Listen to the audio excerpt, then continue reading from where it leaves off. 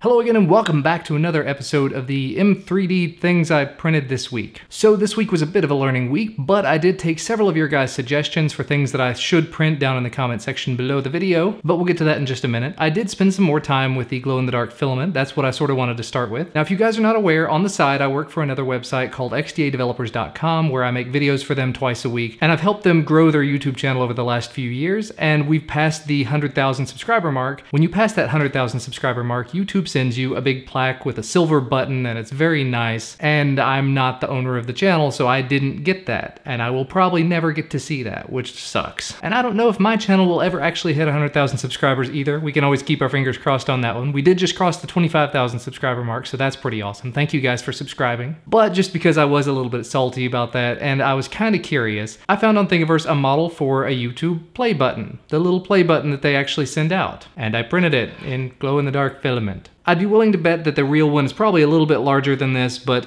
I found this one to be very, very cool one way or another because mine glows in the dark, and the ones that they're receiving don't glow in the dark, so I win. It didn't take a huge amount of time to print out. It does need to be cleaned up a little bit, and honestly, I'm very, very tempted to spray paint it gold because the one you get for getting 1 million subscribers is gold, and there's definitely not a chance that I'm ever gonna see any one of those in person unless I'm visiting someone that has 1 million subscribers. So that may be what I do with this. Either spray paint it silver or spray paint it gold, but for the time being, I kinda like it in this glow in the dark. Also, as a bit of a follow-up, I made a video last week about the LG G4, and for that video, I actually printed something that I meant to show in the video, but I forgot. And here it is. It's the LG logo as a keychain. I thought it was a very neat little design, and I was curious to see how the printer would do with it, so I printed it out on the silver Hatchbox filament, and I think it did very, very well. It's definitely not as clean as I would like to see, but it gets the job done, and it didn't take very long to do. It took about an hour, maybe half an hour. Next up, I took a step into really interesting territory for me, because up to this point, I've been printing things that I found on Thingiverse. I've not actually printed something that I made myself. So I broke out Blender, and I started messing around with it, and I made a capital D. My son's name starts with a D, and so I wanted to make something for him, and this was a quick, really, really easy thing to make. Because basically I just took Blender, I put a letter down, I extruded it, I solidified it, I made it a mesh and all that stuff, and I exported it as an STL file, put it into the M3D software and hit print. I told it to print out at a high fill rate, so it's actually decently heavy, so he sits it on his nightstand and it glows in the dark while he sleeps, and he just absolutely loved it. So that was definitely a plus. And in my case, it's nice to take those steps to start creating something in Blender of my own and print it out. If you are curious, this was the Times New Roman font, nothing special about it. I just wanted those little lips, the serifs off the end of the D, so there you go. And several of you guys, actually quite a few of you guys, suggested that I print out Pac-Man and Pac-Man ghosts specifically. The ghosts because of the glow-in-the-dark filament. So I printed out a little teeny tiny ghost there. As you can see, I'm printing it. It took about an hour and a half to print out, maybe a little over an hour to print out.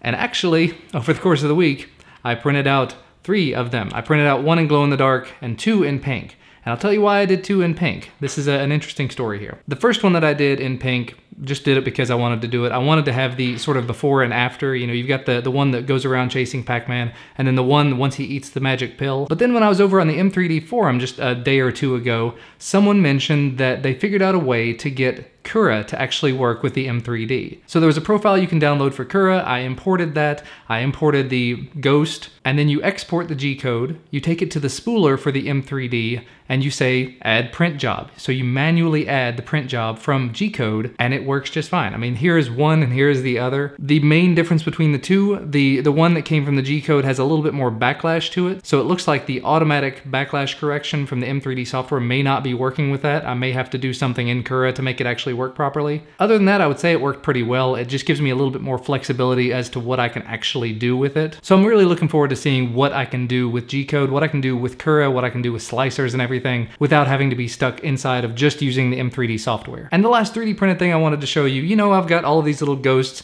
I wanted to print a Pac-Man to chase him around, but I didn't have yellow filament, so I went out on a limb and I printed a friggin' dragon. Because it's a dragon and because it's cool. This is not done using the G-code, this is done just using an STL file straight into the printer itself through the M3D software. And it could probably use a little bit of cleaning up, but it has a pretty decent amount of detail, and I like the way that it looks. It came with a base on it. I put a raft under it just so that it would have a decent looking base when it was all said and done. The base itself warped just a little bit on the plate, so I'm a little disappointed by that. I've had that happen quite a few times now, but one way or another, it is a nice looking dragon. It's a nice way to wrap up the week. And so now I have a question. What should I print next? I mentioned last week I was going to be working with a glow-in-the-dark filament. Well, this week I had a package show up from M3D. They sent me a package with a 250-foot spool of filament, and this is their Chameleon color-changing filament. Specifically, this is the Coral Orange Touch 30 degrees Celsius filament. So basically, it's orange right now, but once it hits 30 degrees Celsius, which is about 85 or 86 degrees Fahrenheit, it turns bright white.